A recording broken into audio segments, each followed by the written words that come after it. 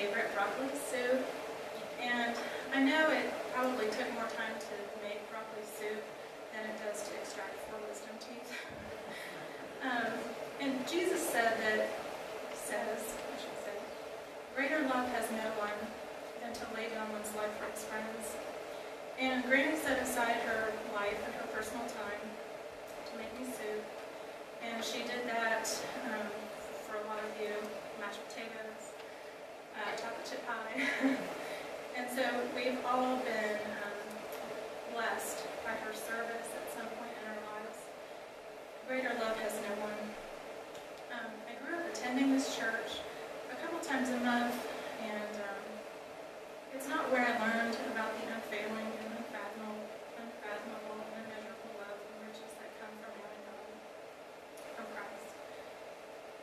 Moses prayed to God, let your work appear to your servants and your majesty to your children. Let the favor of the Lord be upon us. I experienced the love and the riches of God in my grandmother's service, and through her faithfulness to tell the generation to come the praises of the Lord. Granny demonstrated love through her service, through her house, and her daughter Laura, my aunt, believed in the majesty of the Lord at a young age. And then she demonstrated that love through evangelism and outright profession of who Christ is. And many of us have been affected by that, her evangelism. Some, times I was annoyed by it, to be honest. But greater love has no one. God answered Moses' prayer, and in 2001, His Majesty was made manifest to me. I had a rough couple of months of my life. I lost both of my grandparents. They had been my primary caregivers. And I lost my job. And so I basically had 2 part-time jobs. One was looking for another job that paid me nothing. The other was volunteering at the hospital, which paid me in free lunch. And I was very concerned during that time about how I was going to manage my money, and how would I make my mortgage payment, how would I make my car payment, how would I pay the bills. And food became a luxury. In my business, we call it discretionary spending, the money that you have extra to just kind of throw away. Well, I didn't have that during that time. I wasn't even sure if I should eat. And to go on an interview would have meant, buying new clothes. And my dress code at the time had been jeans and a t-shirt. So, these things became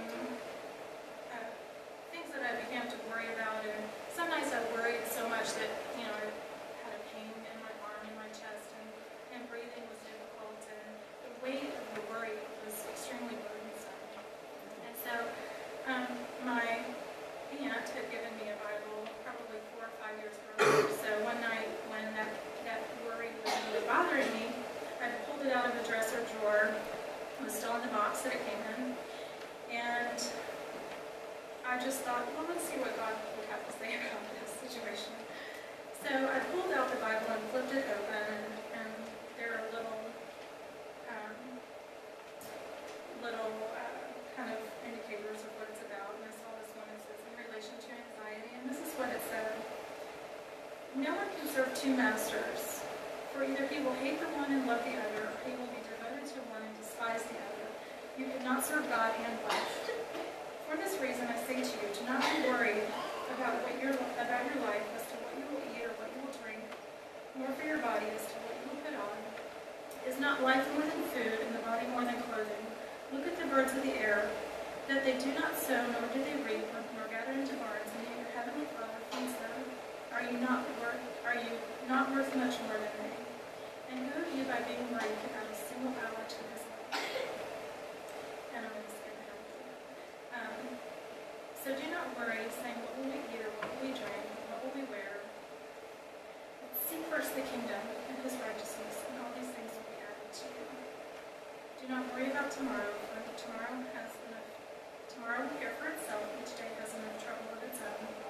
And so I died, I was like, seriously, it wasn't so much that it was so unbelievably spot on that these words addressed what I was thinking about. but rather the girl in me that believed there was no God and that the universe was the result of chaos and evolution, that nothing happens for any reason whatsoever, that the greatest force in our lives is chance or coincidence. She died. She was crucified. I have been crucified with Christ. It is no longer I who live, but Christ lives in me. And the life which I now live in the flesh, I live by faith in the Son of God, who loved me and gave himself up for me. Greater love is no other. So since I died, I cannot die again. For those who live in Christ, death is dead. Since the children share in flesh and blood, he himself likewise also would do the same, so that through death he might render powerless him who had the power of death, that is the devil, and might free those who through fear of death were subject to slavery all their lives. My granny was crucified with Christ as a young girl. She did not fear death, nor will her children, nor her children's children. Greater love has no end. So, I have an afterword for my story about the time when I was, worried about money and food and clothing. God made me a promise that by seeking first his kingdom and his righteousness, all those things would be provided for me. And these things, were clothing and food specifically. And after I received that promise, something happened that, the dead girl in me would have said it was a coincidence or it was chance. But the newborn girl calls it God's provision. It just so happened that my HR department made a mistake on my severance package, and they paid me twice as long as they were supposed to. And I had a job at the end of that period, and I never had to take an unemployment check. My whole summer was spent working in the hospital. I was able to take patients from their rooms to physical therapy. I was able to research and write stories for the hospital's newsletter about miracles that had happened in people's lives. I was able to take my friend who had an emergency pacemaker put in at age 30 to her visits, to her doctor visits. So God provided not only for me, but for many others during that time. Greater love is no other.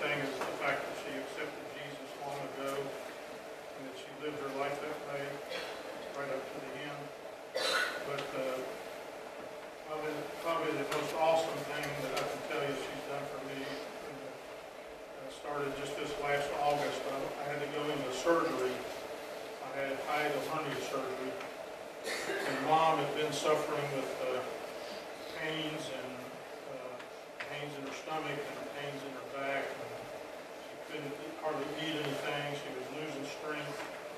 And so when she would go out during the day, about 2 hours was all she could last. And when that 2 hours was up, back home she went, and she was wiped out for the rest of the day. But on the day of my operation, she came to the hospital, stayed the entire operation, and stayed for the entire rest of the day, probably up until, I don't even remember, 4 or 5 o'clock in the afternoon. The next day, I said, Mom, you don't have to come here every day. The next day she showed up and stayed for several hours again. And on the third day, she just called me. Because at that point, unbeknownst to us, the cancer was beginning to take over. No longer had the strength to drive herself to the hospital. Pam wound up driving her around to all the doctor's visits and all that for the next several months. And that just goes to show you that the fortitude that she had and the love that she had for her children, she was going to go and be with them, no matter what it took. The choir has agreed with me to sing this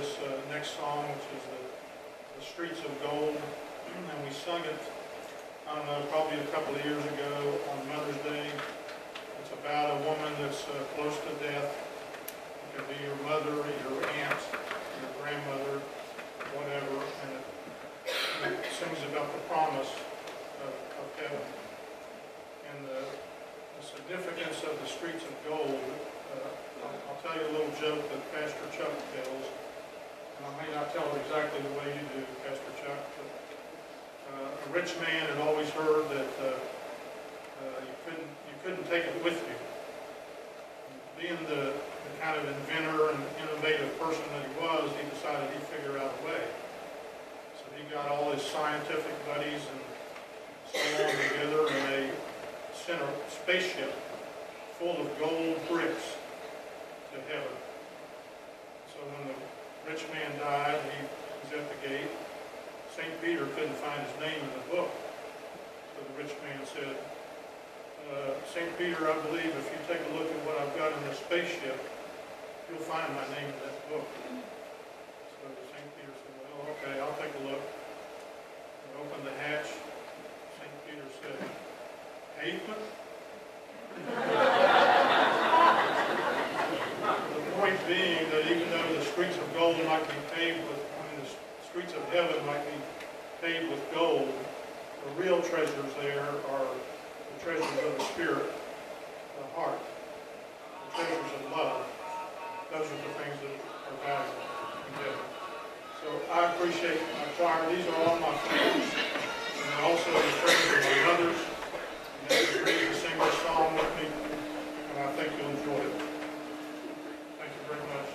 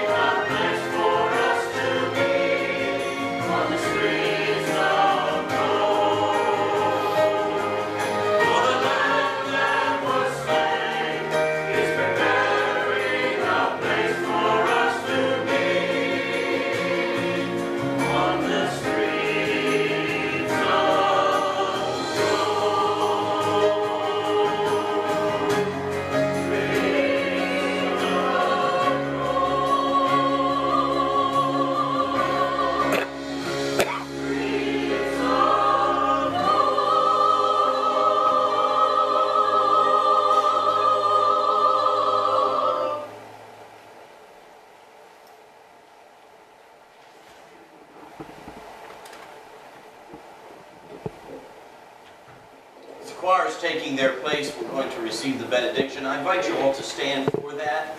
Now, we've been seated for quite a while. And reminder, you're all invited downstairs for a meal prepared for all of us. And right after the blessing, I will encourage you to be seated again so that we can give the family time to form a receiving line in the back. And you'll have a chance also to hear Micah bring us the postlude. That's the word I was looking for. And believe me, it's worth the price of admission. Now receive this blessing. May the peace of God, which passes all understanding, keep your hearts and minds in the knowledge and the love of God. May the blessing of God Almighty, Father, Son, and Holy Spirit be with you today and keep you forever. Please be seated.